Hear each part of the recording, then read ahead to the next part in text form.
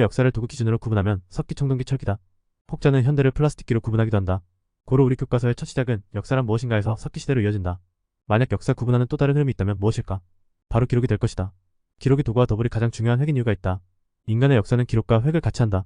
인간의 내용량을 살펴보면 우리는 우리를 너무 과신한다. 실제로 코끼리와 고래는 특정 유형에서 인간보다 훨씬 뛰어난 기억력을 갖고 있으며 이들은 아주 오래된 정보와 경험을 기억하고 판단한다. 그렇다고 그들이 인간보다 더 큰 문명을 이룩하고 살아온 것은 아니다. 생물학적으로 인간의 기억력을 뛰어넘는 동물은 훨씬 많다. 그러나 인간만이 이렇게 문명을 이룩하게 된 이유는 기억에 해당하는 내용량의 아웃소싱 덕분이다. 인간은 자신의 생물학적 한계를 인정하고 기억을 아웃소싱했다. 아웃소싱이란 효율성을 증대하기 위해 외부의 대체품을 갖는 것이다.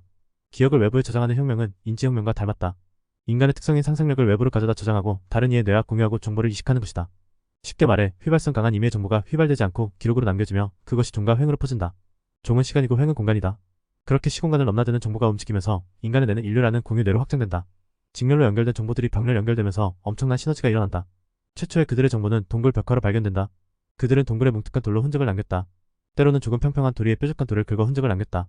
이렇게 남겨지는 흔적들은 대체로 긁어내는 것이기에 극다에 해당되는 영어 단어인 스크래치는 기술하다라는, 디스크라이브, 새기다라는 의미의 인스크라이브, 기록하다라는 의미인 트랜스크라이브 등으로 사용된다.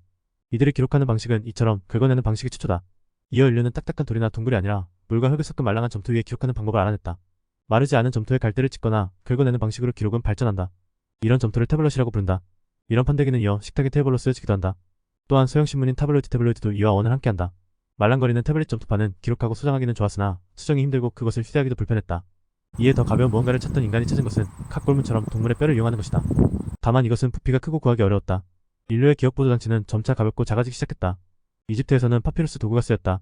파피루스는 나무의 껍질을 잘 제조하여 쓸 수 있는 종이의 기원 같은 것이다. 다만 또한 다루기 쉽지 않았다는 점에서 한계가 있었다. 이후 서양과 동양에서는 흔하게 구할 수 있는 재료를 이용하여 글을 쓰기 시작했다. 그것이 양피지와 대나무다. 양피지는 휴대하기는 좋았으나 대량 생산을 하기 힘들었고 대나무는 대량 생산이 가능했으나 휴대하기는 힘들었다. 이후 두 문화권은 비단이나 직물 위에 기록하기도 했는데 이 둘 다 꽤 사치품에 속하는 것이라 문자를 독점하는 계급과 그것을 독점하지 못하는 계급이 나눠질 수밖에 없었다. 이런 두 문제점을 보완하여 나온 것이 종이다. 글을 쓸 수 있는 종이는 중국 황실의 황관인 체륜에 의해서이다. 체륜은 글을 쓸 수 있는 종이를 개발하였다. 이는 값싸고 대량 생산 가능했다. 종이 생산 기술이 동양과 서양으로 전달되며 흔히 말하는 문화 발전은 가속됐다. 이 시기에 현대 종교의 기반인 유대교가 번영했다. 이 종교는 최초의 중동의 소수민족인 유대인들의 토속 종교였으나 콘스탄티누스가 동서로 나눠진 로마 제국을 통합하기 위해 동방의 유대인들의 토속 종교인 기독교를 국교로 개종하면서 종교와 문자는 함께 퍼져나갔다. 기록은 죽은 자들의 정보를 살려 모든 시간과 공간의 인류의 뇌를 하나로 통합시켰다. 500년 전 전사한 이순신 장군의 생각을 오늘의 아무개가 꺼내 읽을 수 있고 때로는 북미 지역의 누군가의 감정을 일본의 누군가가 언제든 꺼내 읽을 수 있는 시대가 열린 것이다. 이것은 인터넷이 터지지 않는 모토로라 핸드폰에서 오지.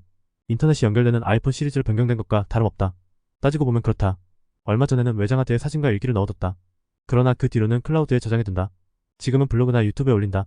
처음에는 나만의 기록이던 것이 점차 확대되어 다른 누군가에게 전이된다. 공간은 무한대에 가까우며 속도는 빛의 속도에 가깝다.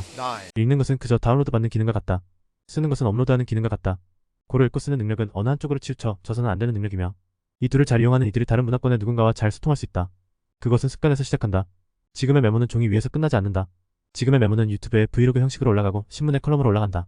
고로 이제 메모력은 경쟁력이다. 단순 소비자가 아니라 생산자의 위치에서 기록하는 것은 점차 큰 경쟁력을 갖는다. 고로 어떤 방식으로 우리가 진화하는가를 보면 우리는 거의 기록으로 알 수 있다.